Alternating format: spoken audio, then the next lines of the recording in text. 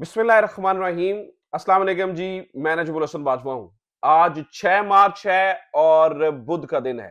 तीन बड़ी खबरें नाज़रीन कराम आपके साथ मैंने शेयर करनी है और तीनों ही सुबह से बहुत डिस्कस हो रही हैं सोशल मीडिया के ऊपर।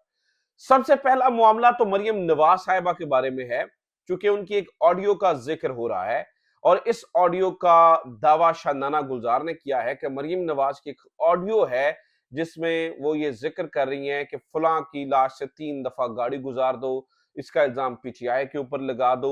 अब ये एक बहुत ही सीरियस मामला है।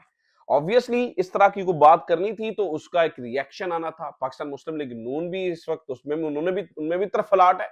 एक ही हो गया है। केड़ी ऑडियो मौजूद है? मरियम नवाज साहबा किसके बारे में कह रही है? कोई ऐसी ऑडियो है या नहीं ऑडियो है? शानाना गुलजार क्यों दावा कर रही है? तो ये एक पूरा मामला सुबह से डिस्कस हो रहा है। तो इसका ताल्लुक किस वाकये से है? किस ऑडियो का जिक्र है? क्या मामला है? इसकी कुछ तफसीलात आपके सामने रखूंगा, बल्कि मैं वो दावे और वो जो दूसरी तरफ से रिस्पॉन्स है वो भी आपके सामने रख दूंगा। दूसरा मामला नाज़रीन कराम, कोर कमांडर कॉन्फ्रेंस। कल कोर कमांडर कॉन्फ्रेंस हुई, उसका एक अलामिया जारी हुआ। लंबे अरसे के बाद हमने ये देखा कि जो कोर कमांडर कॉन्फ्रेंस का अलामिया है उसकी टोन सख्त थी, एग्रेसिव थी। दो इंपॉर्टेंट तरीन बातें उसमें की गई। एक 9 मई के हवाले से, जो लोग ये सोच रहे थे कि 9 मई बस अब उसका मामला खत्म हो गया है, और दूसरा इलेक्शंस के बारे में। ये दोनों बातें मैसेजेस के तौर पर जो है ना वो समझी गई। इसका इसके ऊपर बहुत ज्यादा चर्चा हुई, बहुत ज्यादा इसके ऊपर टॉक शोज हुए। तहरीके इंसाफ की जानिब से अब प्रॉपर इन दोनों बातों का जवाब भी सामने आया है। और किस मामले पर आईएसपीआर को रोका गया है, इसके ऊपर भी बात करेंगे। इसकी भी कुछ तफसीलात हैं आपके साथ शेयर करने के लिए। और तीसरा मामला 2 नंबर फॉर्म 45। अब 2 नंबर फॉर्म 45 जारी किए गए। कल से इनका तिया पंचा जो है ना वो हो रहा है। इसका पहला नतीजा भी निकल आया है। कहां पर क्या हो रहा है इसके बारे में भी कुछ ऑडियोज हैं, कुछ वीडियोज हैं, वो मैंने आपके सामने रखनी है। सो तीनों खबरें बहुत इंपॉर्टेंट हैं और तीनों की एक्सक्लूसिव डिटेल्स मेरे पास मौजूद हैं जो आपके सामने रखूंगा। आगे बढ़ने से पहले दरखास्त सिर्फ एक है कि चैनल को सब्सक्राइब जरूर कर लीजिए अगर आपने अभी तक चैनल को सब्सक्राइब नहीं किया है। और अगर आपको हमारी रिपोर्टिंग फैक्चुअल लगती है, टू द पॉइंट लगती है, तो हमारा साथ जरूर दीजिए। अच्छा जनाब, एक एक करके शुरू करते हैं, लेकिन इन तीनों से पहले जो भी लेटेस्ट सबसे ताजा तरीन खबर आई है उससे मैं आगाज करता हूं। काजी फायज ईसा साहब ने एक मामले के ऊपर 9 मेंबर बेंच बनाया और ये मामला था भुट्टो साहब के रेफरेंस के ऊपर, जो सदारती रेफरेंस आया था। पिछले लंबे अरसे में हमने ये देखा कि इतना बड़ा बेंच बना हो। अगर पाकिस्तान के मुस्तकबिल का मामला यानी कि इलेक्शंस की बात हुई तो फिर भी 3 रुकनी बेंच तक ही मोहतात रहे, महदूद रहे। बड़ी मोहतात तरीके से उसकी उन्होंने एग्जीक्यूशन करवाई काजी फायज ईसा साहब ने। आज से 50 साल पहले वाले मामले के ऊपर खैर 9 मेंबर बेंच बना दिया और आज से 50 साल पहले पहले प्राइम मिनिस्टर को इंसाफ देने की ठान ली। खैर उसके ऊपर अभी 9 मेंबर्स का मुत्तफिका फैसला ये आया है कि लाहौर हाई कोर्ट में और जो सुप्रीम कोर्ट में अपील हुई, दोनों के अंदर जो है वो मेरिट को और इंसाफ के तकाजों को नहीं देखा गया। खास तौर पर फेयर ट्रायल जो है ना वो भुट्टो साहब को नहीं दिया गया। तो इस 9 मेंबर बेंच ने आज से 50 साल वाले पहले मामले को इंसाफ देने की कोशिश की। बड़ी अच्छी बात है, तालियां, स्टैंडिंग ओवेशन होना चाहिए काजी फायज ईसा साहब के लिए। लेकिन इसी दौर में, इसी टाइम पे, इसी लम्हे में आपका एक एक्स प्राइम मिनिस्टर अभी, जो कि मुल्क का मकबूल तरीन रहनुमा है, अब तो आपने झूठे जो है ना वो इलेक्शंस और उनके नताइज से भी साबित हो गया कि फिर भी वो मकबूल तरीन रहनुमा है, वो जेल में पड़ा है। उसको 1 हफ्ते के अंदर 3 सजाएं सुनाई गई हैं। उसको फेयर ट्रायल का हक नहीं दिया गया है। उसके वकील भी गवर्नमेंट की प्रोसिक्यूशन टीम के रहे हैं और मुखालिफ वकील भी उसी टीम के रहे हैं। खुद में मैच खेलकर सजाएं सुनाई गई, लेकिन वहां पर अभी सुम्मुन बुकमुन उमयुन है।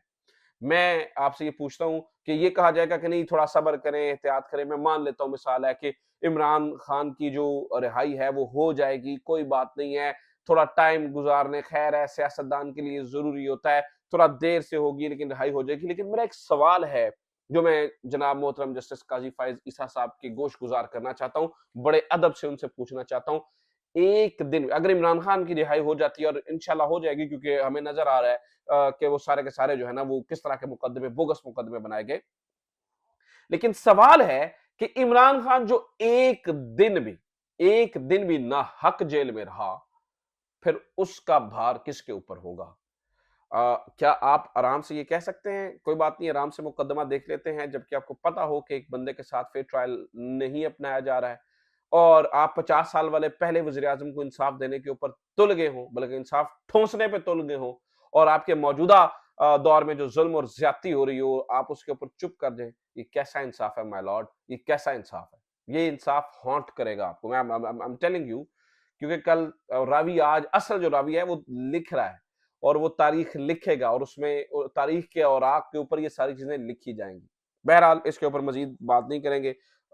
ये ना होए तभी तो इन्हें अदालत लग जाए। ठीक है, मैंने तो अदब से एक गुजारिश की है। खैर जनाब, जरा सबसे पहले आईएसपीआर वाले मामले को डिस्कस कर लेते हैं, फिर जरा मैं आपके सामने जो है ना वो मरियम नवाज साहबा की ऑडियो वाले मामले को डिस्कस करता हूं। सबसे पहले मैं आपको बताऊं नाज़रीन करम, दो चीजें कल जो है ना वो कोर कमांडर कॉन्फ्रेंस में कही गई। दो चीजों के ऊपर जो है ना वो रोशनी डाली गई। सबसे पहले आपको याद ही है कि 9 मई जिसके ऊपर जो है ना वो मैं कल डिटेल में बात कर चुका हूं। दूसरा मामला जो कहा गया वो आम इंतखाबात के हवाले से था। इसके ऊपर दो जगह पर इस प्रेस रिलीज के अंदर डिस्कस हुआ। कोर कमांडर कॉन्फ्रेंस की आम इंतखाबात में मदद फराहम करने पर कानून नाफिज करने वाले इदारों की तारीफ और फोरम ने बाज मजमूम अनासर की जानिब से मायूसी, नफरत, तफरका डालने की फैलाई जाने वाली गलत और जाली खबरों पर तशवीश का इजहार किया। आईएसपीआर ने मजीद कहा कि मुसल्लह अफवाज का इंतखाबी अमल से कोई ताल्लुक नहीं था। मुश्किलात के बावजूद मुसल्लह अफवाज ने इलेक्शन के दौरान इलेक्शन कमीशन की हदायत की रोशनी में महफूज माहौल फ्राहम किया। दूसरी जानिब नाज़रीन कराम, एक और जगह पर जो है वो इलेक्शंस का जिक्र होता है इसी के अंदर। आईएसपीआर के मुताबिक फोरम ने उम्मीद जाहिर की है कि इंतखाबात के बाद का माहौल मतलूबा सियासी और मुआशी इस्तेहकाम लाएगा। इसके नतीजे में पाकिस्तान में अमन और खुशहाली आएगी। फोरम पुख्ता यकीन रखता है कि जमहूरी इस्तेहकाम ही मुल्क की तरक्की का रास्ता है और अस्करी क़यादत चैलेंजेस और खतरात से पूरी तरह बाखबर है। अब 9 मई के साथ दूसरा जो मामला नाज़रीन कराम कल इंतखाबात वाला डिस्कस किया गया, इसके ऊपर कल शेर अफजल मरवत बैठे हुए थे और शेर अफजल मरवत ने नदीम मलिक नहीं नदीम मलिक के प्रोग्राम में नहीं, I don't remember the name now, but शेर अफजल मरवत ने प्रोग्राम में वाज़ेह तौर पे कहा है क्योंकि ये एक मामला डिस्प्यूटेड है तो आईएसपीआर को इस पे बात ही नहीं करनी चाहिए थी। सर अब उन्होंने क्या कहा, पहले जरा देखिए कि पीटीआई का क्या रिस्पॉन्स है इस मामले पर। देखिए नाज़रीन कराम इस वीडियो। जो आज आईएसपीआर के बयानिए में इलेक्शन के प्रोसेस को फेयरनेस की तरफ भी निशानदेही की गई है। अब एक चीज जो बैनुल अक़वामी दुनिया में और बैनुल अक़वामी मीडिया में भी डिस्प्यूटेड है, तमाम शवाहिद इस रिगिंग की तरफ निशानदेही कर रहे हैं, तो ऐसे डिबेटेबल और ऐसे डिस्प्यूटेड इशू से परहेज करना चाहिए था। तो नाज़रीन कराम, आपने गुफ्तगू सुनी जिसमें शेर अफजल मरवत ये बता रहे हैं कि जो है ना वो इस मामले के ऊपर हमें एहतियात करनी चाहिए थी। एक मामला डिस्प्यूटेड है तो आईएसपीआर को इसके ऊपर बात ही नहीं करनी चाहिए थी। यानी कि पीटीआई की जानिब से कहा गया है कि आईएसपीआर को रुकने के लिए कहा गया है कि आइंदा इस मामले पे आप बात मत कीजिए प्लीज, क्योंकि ये डिस्प्यूटेड मामला है, इसके ऊपर थोड़ा एहतियात से आपको जो है ना वो चलना चाहिए। अच्छा, इसके बाद नाज़रीन कराम मेरे ख्याल से if I am not wrong तो शुएब शाहीन वाला जो मामला है, यानी कि कल ये हुआ और मेरे ख्याल से एक दिन पहले 9 मई के ऊपर भी पाकिस्तान तहरीक इंसाफ के शुएब शाहीन साहब ने अपना प्रॉपर रद्द-ए-अमल दिया। कल 9 मई का जिक्र हुआ तो उसके ऊपर शुएब शाहीन साहब का भी ऑलरेडी रिस्पॉन्स मौजूद है। 9 मई की बात कही गई ना कि 9 मई को नहीं, 9 मई के किरदारों को नहीं छोड़ेंगे और फलां। इसके ऊपर शुएब शाहीन साहब का कहना है कि 9 मई का ड्रामा रचाया गया, जो कि सख्त और इस तरह के अल्फाज हैं कि जिनके ऊपर इतराज भी हो सकता है, लिहाजा मैं क्लियर कर दूं ये मेरे अल्फाज नहीं है, ये शुएब शाहीन साहब के अल्फाज हैं कि फौज ने 9 मई का ड्रामा रचाया। फौज ने ड्रामा रचाया 9 मई का। एंकर के कहने के बाद उन्होंने ये दोबारा इस बात की तस्दीक की। तो शुएब शाहीन साहब क्या कह रहे हैं, ये मेरे अल्फाज नहीं है, आप बजाते खुद ही सुने क्योंकि ये पीटीआई का रिस्पॉन्स है, गलत है सही है उनका रिस्पॉन्स है। सुनिए जरा, ये एक दिन, ये मेरे ख्याल से कॉन्फ्रेंस है एक दिन पहले की गुफ्तगू है, सुनिए जरा शुएब शाहीन साहब क्या कह रहे हैं। 9 मई के वाक़े से जहां हमारी कौम को सबक सीखना चाहिए वहां फौज को भी सबक सीखना चाहिए। आपने 9 मई का ड्रामा रचा के जो तो एक्चुअली किसी ने जुर्म किया है, सुन फौज ने ड्रामा रचा, हाँ जिसने देखे जीएसक्यू के ऊपर या कोर्ट कमांडर्स हाउस के ऊपर उन्होंने खुद से आपके लोग लिए। तो नाज़रीन कराम, आपने ये गुफ्तगू सुनी और आपको ये अंदाजा हुआ कि बात अब कहां तक चली गई है, न जाने ये मामला कहां तक जाएंगे, लेकिन दोनों तरफ से इस तरह के रिस्पॉन्स आ रहे हैं। वहां से भी सख्त टोन में बात हुई है, एग्रेसिव टोन में, तो जवाबन जो पाकिस्तान तहरीक इंसाफ के रहनुमा हैं, ये भी अभी एग्रेसिव मोड में नजर आ रहे हैं। न जाने ये मामला कहां तक जाएगा। अच्छा जी, अब आ जाते हैं अहम तरीन मामले के ऊपर, यानी कि शानदाना गुलजार वाली उस ऑडियो के ऊपर जिसका उन्होंने जिक्र किया, मरियम नवाज साहिबा की जो ऑडियो है। अब ये क्या मामला है, ये नाज़रीन कराम मैं ये चाहता हूं कि आप जरा शानदाना गुलजार के मुंह से बजाते खुद सुने कि ये क्या मामला है, वो किस तरफ इशारा कर रही हैं और वो किस वाक़े की बात कर रही हैं। मरियम नवाज साहिबा की ऑडियो वाला ये क्या मामला है, सुनिए जरा इस वीडियो को, देखिए ये शानदाना गुलजार क्या बात कर रही हैं। आप पाकिस्तानियों का हड्डियां तोड़ रहे हो, जिले शाह को मारते हो। मरियम नवाज की एक ऑडियो है जिसमें वो कहती है कि ऐसा करे कि उसकी लाश को फेंके और उस पर गाड़ी 3-4 दफा गिराएं ताकि यूं लगे कि पीटीआई वाले ने उसको मारा है। वो खुद एक माँ है, वो खुद एक माँ है, और वो जो है किसी की औलाद के बारे में ऐसे बात करती है। तो नाज़रीन किराम, आपने ये गुफ्तगू सुनी जिसमें शानदाना गुलजार ने ये बहुत बड़ा दावा किया है। अब उसके ऊपर फौरी तौर पर पाकिस्तान मुस्लिम लीग नून का जवाब भी आ गया। अजमा जाहिद बुखारी साहबा कहती हैं यह खातून बिल्कुल पागल हो चुकी है। जिले शाह जिसका कत्ल इसके अपने लोगों ने किया, एक झूठी कॉल का बहाना बनाकर इल्जाम लगा रही है। मैं तुम्हें कोर्ट ले जा रही हूं, अगर साबित करो कि कहां ऐसा कहा गया। लीडर की तरह भागना मत, भागने नहीं दूंगी, आकर साबित करो वरना इनफ इज इनफ। अब ये नाज़रीन किराम बात हुई है, ये मामला हुआ है। अज़मा बुखारी साहबा का ऑब्वियसली नई नई वज़ीर इत्तलात बनी हैं। मरियम औरंगज़ेब साहबा से वो फड्डे वाला मामला उधर रह गया, क्योंकि मरियम औरंगज़ेब साहबा को मुआवने खसूसी वजारत नहीं कोई दी गई, बल्कि मुआवने खसूसी बनाया गया है मरियम औरंगज़ेब साहबा का, अब मरियम नवाज साहबा का, जबकि इनके पास वजारत आ गई है, तो वो जरा ऑब्वियसली थोड़ा सा एक्टिव भी है। अब ये जरा मामला नाज़रीन किराम जो शानदाना गुलजार जिस ऑडियो की जिक्र कर रही है, ये ऑडियो मार्केट में नहीं है। ये ऑडियो अगर शानदाना गुलजार ने सुनी है, उनके पास मौजूद है, तो ये वाकई एक बहुत बड़ी ब्लास्टिंग किस्म की ऑडियो होगी। ये वाकई एक बहुत तहलका खेज ऑडियो होगी। लेकिन अगेन ये देखना होगा कहीं शानदाना गुलजार साहिबा कहीं सोशल मीडिया पर किसी सुनी हुई गुफ्तगू का जिक्र तो नहीं कर रही हैं, कहीं उनके जहन में ऐसे ही कोई इख्तरा तो नहीं है। लेकिन शानदाना गुलजार को पिछले कुछ अरसे से देखें तो उन्होंने बड़ी रीजनेबल और बड़ी रिस्पॉन्सिबल किस्म की जो है ना वो सियासत की है। बड़ा सोच समझ कर बोलती हैं, क्योंकि उन्हें अंदाजा है कि इस वक्त वो खवातीन में से फ्रंट पे लीड कर रही हैं। जो खवातीन का सेक्शन है उसको हेड इस वक्त जो है वो शानदाना गुलजारी करी है, क्योंकि बाकी कोई खातून तो उस तरह से सामने नहीं है। कुछ पीटीआई छोड़ गई, कुछ जो है वो बेचारी अभी वापस आई हैं तो स्ट्रगल कर रही हैं, क्योंकि पार्टी उस तरह से एक्सेप्ट नहीं कर रही है। तो शानदाना गुलजार साहिबा लीड कर रही हैं, तो शानदाना गुलजार साहिबा बड़ी सोच समझ कर गुफ्तगू मेरे ख्याल से वो करती हैं, और उन्होंने ये गुफ्तगू भी बड़ी सोच समझ कर की होगी। लेकिन ये मामला अब किसी और तरफ ही जा रहा है। अच्छा जनाब, बाकी और भी मेरे पास काफी ऑडियोज और वीडियोस थी। फॉर्म 45 वाला मामला बीच में रह गया, अब वो उस वीडियो को मैं आगे जाके रखता हूँ। उससे पहले मैं आपको सब मखसूस नशिस्तों वाला मामला जो है ना वो डिस्कस कर लूं।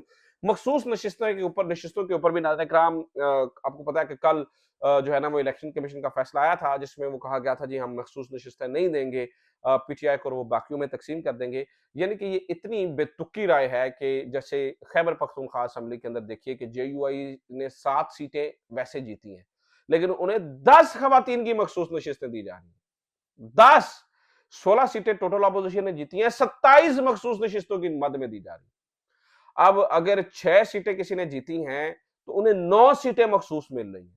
अब ये वही हिसाब है, यानी कि इसके ऊपर देखा जाए तो मिसाल लीजिए, कल अली जफर ने यह दलील दी कि अगर आजाद उम्मीदवार ही पूरी असेंबली के अंदर जीत जाए और इस इस्तदलाल के तहत जो बाकी जमातें हैं, नून लीग, पीपल्स पार्टी और ये कोई सीट भी ना लें और तमाम के तमाम आजाद उम्मीदवार जीत जाए जिन्हें कानून और आईन इजाजत देता है, तो भी आप मखसूस नशिस्तें इन आजाद उम्मीदवारों को नहीं देंगे बल्कि उन्हीं जमातों को देंगे। ये कैसा इस्तदलाल है। इस मामले के ऊपर अब हुआ यह है नाज़रीन किराम के सुप्रीम ये पेशावर हाई कोर्ट पाकिस्तान तहरीक इंसाफ जारी है, मैं आपको बता दूं। इससे पे एक दरखास्त दायर की गई थी, लेकिन अब वो वापस ली गई है और मेरी इत्तलात के मुताबिक दोबारा जो है वो आगे जा रहे हैं। और आखिरी गुफ्तगू सा नाज़रीन किराम, आखिरी चीज जो है ना वो सुन लीजिए। उसके बाद फिर इमरान रियाज वाला केस है और ये फॉर्म 45 वाली कुछ ऑडियोज और वीडियोज हैं, वो मैं अगले मामले में आपको अगली वीडियो में आपके सामने रखूंगा। लेकिन आखिरी वीडियो ये जावेद अब्बासी साहब, सीनियर पाकिस्तान मुस्लिम लीग नून के सीनियर रहनुमा हैं, वो बजाते खुद मान रहे हैं कि ये पार्टी नहीं चलेगी, ये गवर्नमेंट नहीं चलेगी। इनके अंदर से आवाजें आ रही हैं। तो फिर आपके ख्याल में किस तरह से ये सूरत हाल बन सकती है? सुनिए जरा उन्होंने क्या कहा। तमाम सियासी जमातें इस मुल्क की, वो रीजनल पार्टीज हैं, रिलीजियस पार्टीज हैं या बड़ी मेन स्ट्रीम पार्टीज हैं, वो सब ये इस वक्त चिल्ला चिल्ला के कह रही हैं कि पाकिस्तान के अंदर मैंडेट चोरी हुआ है। वो कह रही हैं कि इलेक्शन में जो रिजल्ट आए वो बदले गए, और सियासी जमातों के लिए भी ये बहुत बदनुमा दाग चलेगा आगे अगर इसी तरह ये प्रूफ हो गया। जो अचकजई साहब ने फ्लोर ऑफ द हाउस का आके पैसे बांटे गए हैं, पैसों से खरीदा गया है। अब अगर किसी का मैंडेट चोरी होता है तो ये मैंडेट हिमेनेज का चोरी नहीं होता, ये मैंडेट वोटर्स का चोरी होता है। वो वोटर्स पीछा करता है, वो कहता है कि मैंने इलेक्ट एक आदमी को किया है, मैंने इस आदमी को इख्तियार दिया है कि वो जाके हमारे हल्के को रिप्रेजेंट करे, और सुबह फॉर्म 47 दूसरे आदमी के हाथ में था और वो जीत गया।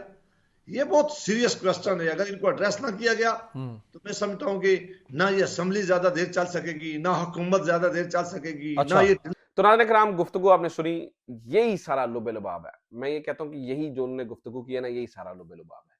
ये अब तक की खबर थी। उम्मीद करता हूं ये वीडियो आपके लिए इंफॉर्मेटिव रही होगी। अपना ख्याल रखिए। खुदा हाफिज। पाकिस्तान जिंदाबाद।